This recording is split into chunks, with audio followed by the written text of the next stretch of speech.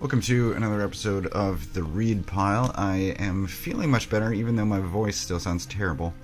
I didn't record for a couple of weeks while I was sick, so I grabbed a couple of short books off the shelf, and I plan to record a couple of these today, so I think you're going to be hearing this voice for a couple of more weeks. But We3 is the first book that I am talking about today. This originally came out, it was a 3-issue series in 2004, collected in 2005, per all of his copyright information here.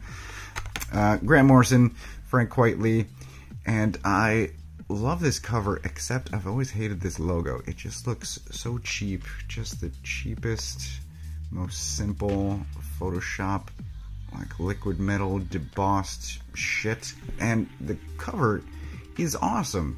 I love this background. We get a good shot of the Biorgs that are called, but they are cyborg animals, and all of this grass stuff down here, and then this just stands out. It clashes with everything else that's happening here. I've always hated this logo. I still hate it. But as far as the story itself, so I said that this came out in 2005. I was living with Dan at the time, and I believe shortly after I read this, I shoved this into his hands, and I'm like, dude, you gotta read this.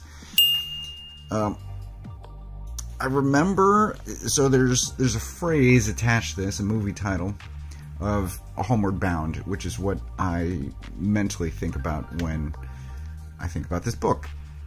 And in rereading this, I don't think that's entirely accurate. But Homeward Bound, for anyone unfamiliar, it's a 90s movie. They basically remake this story at least once a decade of Pat running across multiple states to get home to, to get to owner/home, right? And Homeward Bound was our version of that from the 90s, but I know I've seen trailers for at least 2 or 3 more since then. So whatever age you happen to be, I'm sure there's a similar movie of Pet running long distance to get to owner. That's one part of this. So this is essentially a 3-issue story. Actually, it was a 3-issue story. One thing before I get into that is we get this cover that I was just praising. We get, obviously, blue, green, and pink for the 3 animals. However, internally, their colors are much more subdued. So you can still see pink, blue, and green. I do like this cover, but these colors make more sense. And you can see here that the animals are speaking. They do speak. It takes a little bit of effort to understand them, but once you get into the groove, it flows pretty well, at least for me. But 3-issue story. The first one is essentially their escape. The second one, the second issue, is them on the run, which I guess is where the Homeward Bound mental attachment for me comes from. And then issue 3 is the showdown. And far more happens than those 3 things, but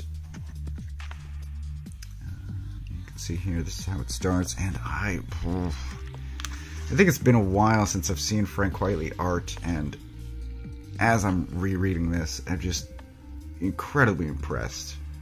I love his art. I think the man is a massive talent.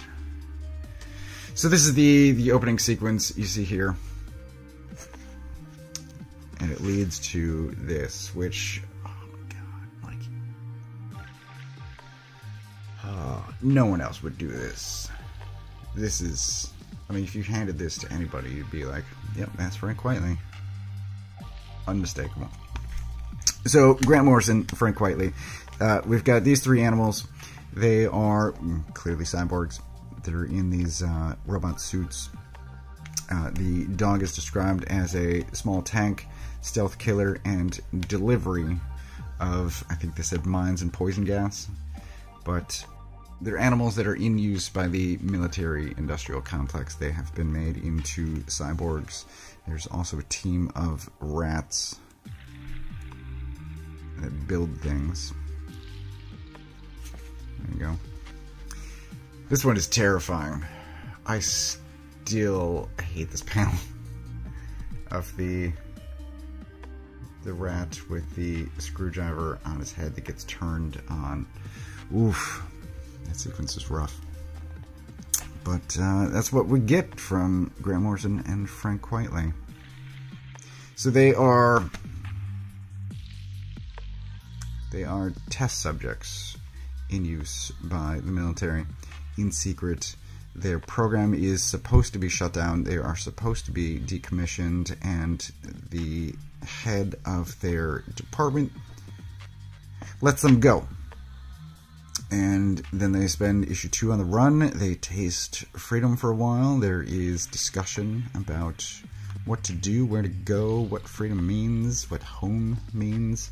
And then, as I said, issue 3 is the showdown as the military struggles to get them back.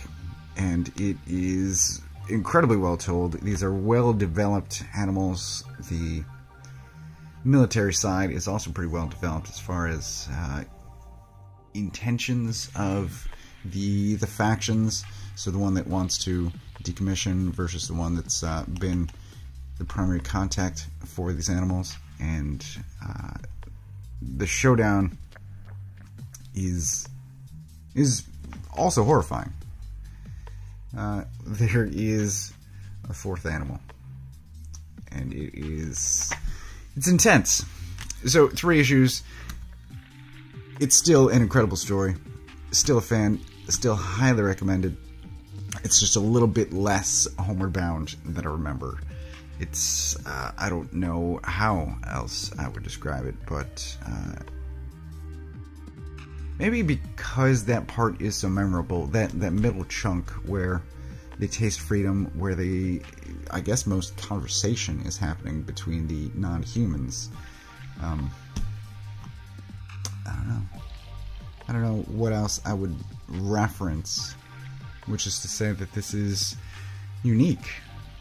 And for anyone unfamiliar, I hope everyone is familiar, but for anyone that is unfamiliar, highly recommended. This is one of those books that Vertigo DC, I believe, keep in regular publishing. So if it's not out, I think it should be available again soon, but I absolutely recommend this. It is a short but powerful read.